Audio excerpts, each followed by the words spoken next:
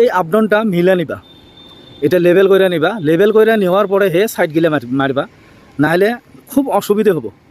কারণ এইভাবে মাইরা নিলাও পরে স্ল্যাব যখন লেভেল করবা এটাও রাখবো ওটাও উঠবো। এটাই যদি লেভেল করে নাও তাহলে কিন্তু একদম পারফেক্ট হবো, টেনশন হবো না। হ্যালো ভিউয়ার্স, আমি আজকেও একটা নতুন ভিডিও নিয়ে আসলাম। তলি গিলে লাগাইতেছি শাটারিং প্রসেসের কাম কীভাবে করতেছি আমি আপনাদেরকে অল্প ডিটেলসে দেখাবো। আমার যেটা কামের প্রসেস, এটা বিমের তলি গিলে আগে লাগে নিতে হয়, তারপরে সাইড লাগা লাগবে, তারপরে মানে স্টেপ বাই স্টেপ কামগুলো করতে হবে। দেখাই না দিলে তো বুঝতে পারবেন না। তো যাই হোক, যে কোনো কামের আগে আপনারা মানে কামটা পার্ট বাই পার্ট করে নিবা, ইজি হয়ে যাব। যখন নাকি এই তলি গেলে লাগা হয় তারপরে কি করতে হয় আমি এটা আপনার ভিডিওর মাধ্যমে দেখাইতেছি। তা ভিডিওটা যদি ভালো লাগে লাইক করবা, শেয়ার করবা বেশি বেশি, যাতে অন্যরাও দেখতে পারে। কেউ যদি নতুন চ্যানেলে আসা থাকেন চ্যানেলটা সাবস্ক্রাইব করে নিবা, কারণ এরকম ভিডিও আমি এখন রোজ দিয়েই থাকবো। ঈদের জন্য এতদিন বন্ধ হয়ে আসলো কাজ কামগুলা, এখন আমার কাজ চালু হয়েছে। তলি গেলে যে ফিটিং করা হইলো, আমরা বর্তমান আধা আধি ফিটিং করে নিছি, কারণ বস্তুগুলো আনতে হয়। আর একসাথে সব তলি যদি গোটায় ফিটিং করবার যাই, যেমন তলে আমার বহুত বস্তু রয়েছে, কারণ দিকদার হয়ে আছে, ওখানে সিঁড়ির পোস্টার হেলতেছে, যার ধরে আমরা অ্যাকচুয়ালি তলিটা লাগাইতে কিন্তু আমরা কি করছি জানেন, আমি এটা আপনাদেরকে ভালো করে বইলা দেই, না এতে বুঝতে পারবেন না। আমার যেটা এই লাস্ট পোস্ট আছে সেই পোস্টে থেকে সুতে ধইরা আবার এইদিকে যেটা লাস্ট পোস্ট আছে বরাবর সুতে তলিটা কইরা নিছি। আমি আপনাদেরকে ডিটেলস দেখাইতেছি কিভাবে করছি বা কইরাও আছি। এই এমন করে পুরো স্ট্রেট করে নিছি। আপনারা নিশ্চয় সুতে ধইরা একদম ওই দিকের পোস্টে থেকে এই দিকে যেটা লাস্ট পোস্ট সুতে করে নিবা, এমন করে নিয়ে নিবা। কারণ যদি ডাইরেক্ট সুতে করে তলিতে লাগে না নেন, আপনারা পরে কিন্তু ভেজালে পড়বা, তেরা বেখা হবো। তো এখন আমরা কি করতেছি, যেমন নাকি এই যে এই জায়গাটার এই যেমন এই রুমটে যে আছে, এই মাঝের রুমটা, এই রুমটার আমরা তলের মধ্যে পুরা মাটিটা সমান করে নিছি। আপনারা সমান করে নিবা, এমন করে লেভেল করে নিবা। আপনারা লাগলে বাটাম টাটাম দিয়ে একটা সমান করে নিয়ে নিবা, আমরা এমন করে সমান করে নিছি। এখন যেমন এটা রুমও সমান করছি, আবার এই রুমটাও সমান করছি। যেমন উপরে যদি দেখাই আমি, এটা একটা রুম হইলো, আবার ওইটা একটা রুম হইলো। একবারে তো শোক কাম করা যাবে না, এমন করে নিয়ে আপনারা এই এমন করে সাইড বানিয়ে নিবা। আপনারা একটা কাম করবা, কম মানুষ দিয়ে একদম ইজি প্রসেসের কামগুলো করতে পারবা, অসুবিধা হবে না। যেমন এই যে সাইডগুলো বানিয়ে নিছি, এখানে দেখো গোজাল মারা আছে, এই একটা, এই একটা, এই একটা, এখানে লাইন কাটি বলি কয়। আপনারা যত শাটারিং করবা ওই হিসেবে বিমের যেটা তলি থাকবো লাইন কাটি মাইরে নেবা।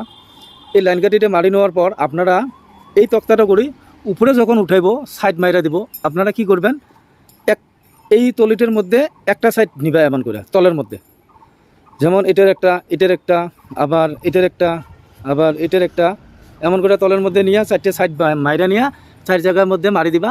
তারপরে ওখান থেকে মেজারমেন্ট কইরা কইরা বাকি সাইডগুলো মাইরা নেবা। যেমন করে আমার এখানে সাইড টাইডগুলো বানাই রেডি করতেছি। আমার যেহেতু 2টা রুমের মধ্যে 8টা 16টা সাইড লাগবো, 16টা সাইড আগে আমরা রেডি করে নিব। মানে আমার সাইড বানাই আছে, আমরা খালি রিপেয়ারিং করে নিতেছি। এইভাবে আপনারাও ঠিকঠাক করে নিবা। নেওয়ার পরে এখানে আমি যেটি লাইন কাটিটা মারছি, দেখো আমি আরও দেখাইতেছি, এই জায়গার মধ্যেও লাইন কাটি মারা আছে। আমার যেহেতু 400 মানে বিম আছে, 400 বিম যদি হয় আপনার ওই 400 থেকে 100 mm আমার কাস্টিং আছে। তো ওখান থেকে মাইনাস করে নিবা, যে 16 ইঞ্চি থেকে 4 ইঞ্চি মাইনাস করে নিলা কত থাকে, তার থেকে আরও 1 ইঞ্চি মাইনাস করে নেবা লাইন তক্তার জন্য।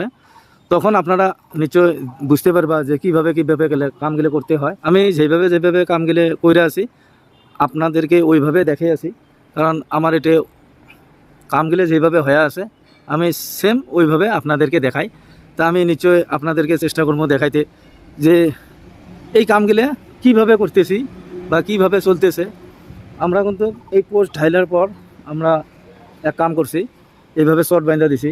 যেমন আমার সিঁড়িতে আমি দেখাইছিলাম কাস্টিং কইরা দিছি। এই সিঁড়িটার মধ্যে আবার যেটা পোস্ট আছে এটা কি করছি দেখো, এক্সট্রাটা ঢাইলা দিছি। আগে এক্সট্রাটা ঢাইলা নিছি, এখন আমি ফর্মা দিয়ে এই ফর্মাটা ফিটিং করে ঢাইলা দেবো। এখানে যদি আমি ডিটেলসে বুঝাই, এই তলিগুলা দেখো অল্প আপ ডাউন দেখা যেতেছে। আপনারা এই আপ ডাউনটা মিলা নিবা, এটা লেভেল করে নিবা। লেভেল করে নেওয়ার পরে হে সাইডগুলো মারবা, নাহলে খুব অসুবিধে হবো। কারণ এইভাবে মাইরা নিলাও পরে স্ল্যাব যখন লেভেল করবা এটাও রাখবো ওটাও উঠবো। এটাই যদি লেভেল করে নাও তাহলে কিন্তু একদম পারফেক্ট হবো, টেনশন হবো না। এই তলিটা লেভেল করতে কিন্তু একদম ইজি, কারণ এখানে হয়তোবা আপনারা ভাবতেছেন যে এখানে আর লেভেল কইরা কি করবো, আমরা একবারে আগে শাটারিং কইরা তারপরে লেভেল করবো, ওই কামটা করেন না। অল্পতে কামটা ক্লিয়ার করে নিবা, এখানে লেভেলটা কইরা নিয়ে পারফেক্ট করে নিয়ে তারপরে সাইডটা লাগাইবা। তো সাইডটা আমি কিভাবে বানাইতেছি ওটাও দেখাইতেছি। আর আমি যে আগে সিঁড়িটা বানাইছিলাম, এই সিঁড়িটা এটা, তো এখানে যেটা আমার সিঁড়ির প্রসেস আমি তো দেখাইছি খুব ভালো করে। আর খোলার পর আমি দেখাবো যে কী রকম হইলো। তো এখন আমার সিঁড়ি হবো এখান থেকে এখানে সিঁড়িটা যাব। তো আমার এটা সিঁড়ি অল্প আলাদা টাইপ, তার জন্য এই রডগুলো খুব খাটো খাটো করে রাখতেছি, কারণ এখান থেকে আবার রিং হয়ে যাব। আর সিঁড়ি যেটা পড়েছে আমি ছোটো ফর্মা এমন করে আগে থেকে বানিয়ে রাখছি, যাতে অসুবিধা হয় না। ছোট ছোট যেগুলো পোস্ট থাকে আমার, আমি এই ফর্মা দিয়ে ঢাইলা নেই। আর আপনারা দেখতেই পাচ্ছেন বরফি চুরি এখানে দিতে হয়েছে। তো এখানে আমার আরও 3টে ল্যাপেস লাগবো, মেন কলমের রড। তা এইভাবে যেই জায়গায় বস্তুগুলো লাগে ওই জায়গায় ওই রকম বস্তু দিয়ে আমি কাজগুলো করতেছি। আপনাদেরকে সেম আমি অমন করেই দেখাই, যাতে সকলে বুঝতে পারে যে কামগুলোর প্রসেসগুলো কীভাবে হয়, কম খরচাত কীভাবে কামগুলো ক্লিয়ার করে। বা আর একটা কাম করবা, আমি একটা জিনিস বলতে ভুলা গেছি, যাই হোক এখন মনত করছে। এই যে হাইটটা আছে এটা আমার পার্কিং প্লেস, এটা আমার কমপ্লিটটা পার্কিং প্লেস, যেটা এটা মেন রোড। তো এইভাবে পার্কিং প্লেসের জন্য আমার এই হাইটটা গ্রাউন্ড ফ্লোরে বেশি থাকবো, এটা এখানে কোনো গাঁথনি টাতনি থাকবো না। আর এইটাই আমার রুম হবো। তো ওই হিসাবে কিন্তু আমি আপনাদেরকে বলে দিতেছি যে বাঁশ কয়টা আপনারা খুব ভালো করে দিবা, ভালো বাঁশ দিবা, হেভি কইরা দিবা। নাহলে যদি জার্কিং কইরা থাকে না, ঢালাইটা সেটিং নিতে বহুত টাইম লাগে আর ক্যারেক্টারে কাজতেও পারে। তো যাই হোক, আমি যতটুকু জানি কামের বিষয় আপনারা অতটুকুই আপনারা জানাইলাম। ইয়ার ভিতরে যদি কিবা ভুল হয়ে থাকে আপনারা নিশ্চয়ই কমেন্টের মাধ্যমে জানাইবা, আমি ওই রকম করে ঠিক করে নেব। আর আজকের ভিডিও আমি এতটুকু রাখলাম, নেক্সট ভিডিও আবার নতুন করে নিয়ে আসবো।